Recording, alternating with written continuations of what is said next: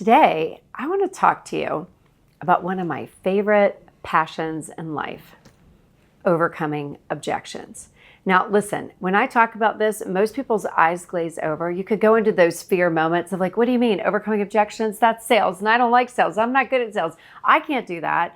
And I want to show you a simple path today, a really simple way to foundationally overcome A, your own objection to overcoming objections, and B, others' objections, right? So let's talk about exactly how you do this. Now, first, I want to point out the biggest mistake that I see even really great salespeople, really seasoned salespeople make, is they get the question from a prospect around an offer and they rush to give the answer. This is a no, no, and no. The first thing you should say when any prospect gives you an objection is 3 simple words. Are you ready? Tell me more. Yes, it's that simple. Now, it sounds something like this. I'm so glad you brought that up. I'd love to hear more. Could you tell me more about blah, blah, blah, the thing that they just said, right? Whatever they said, you reflect back to them and just say, tell me more. And when they answer, you say, oh, that's fascinating. Thank you for sharing that. Could you tell me a little bit more about? And you go deeper into something they said. Now, here's the benefit of this. It's an open-ended question each time. So they have to tell you more. And this is super important because you want to establish where they are on the continuum of their objection. Let me tell you exactly what I mean. So let's just take one of the most common objections. The top of the list is time. I wish I could do it. I just don't have the time. And I want you to say, fascinating, tell me more about why you don't have the time. And then they'll answer you and you can establish where they are on the time continuum.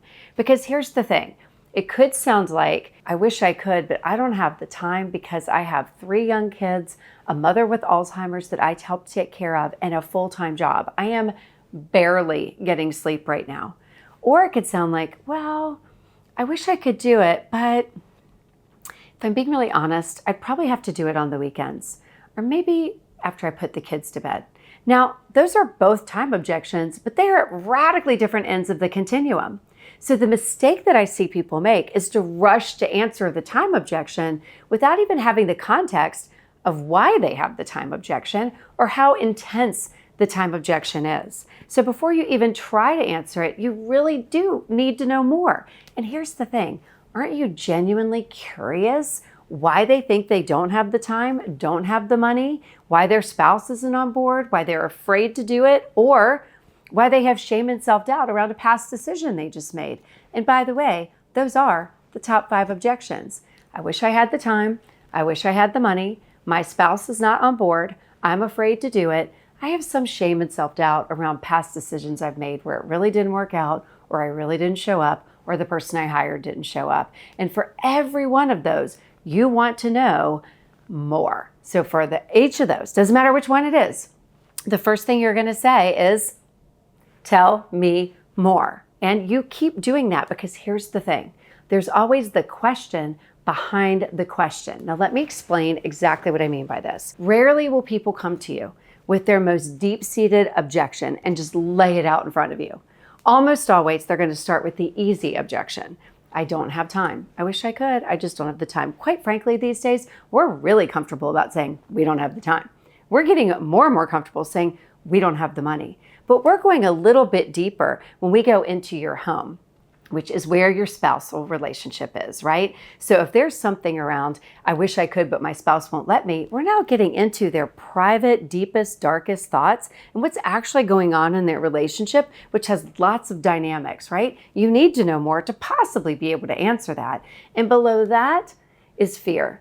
No one's going to come to you and say, I wish I could do this. I'm just afraid. I'm afraid I'm not enough. I'm afraid it won't work. I'm afraid I won't work. They're never going to say that. They're going to say, I wish I could, but I don't have time. And the only way to unpeel the layers and get to the real objection, the real question behind the question, is your natural sense of curiosity. Sales is service comes from a place of serving them before you try to sell them.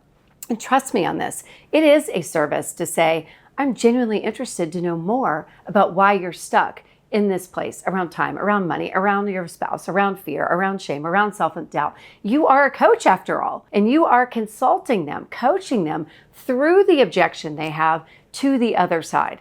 And when you come to this conversation with that kind of confidence, that kind of clarity, and that kind of courage to really go deeply, to truly serve and support them, not only will you be rewarded with the sale, you'll be rewarded with long-term business, because they're going to be more likely to come to you in the future because they know you're not just there to sell them, you're there to serve them. If you like this content and you'd like to know more, or possibly more about high-ticket offers, virtual live events, content flow, and how to make them all work together, then I want you to like, follow, and subscribe. And by the way, leave me a comment. What would you most love for me to teach in a future video? I promise you, I read all of them.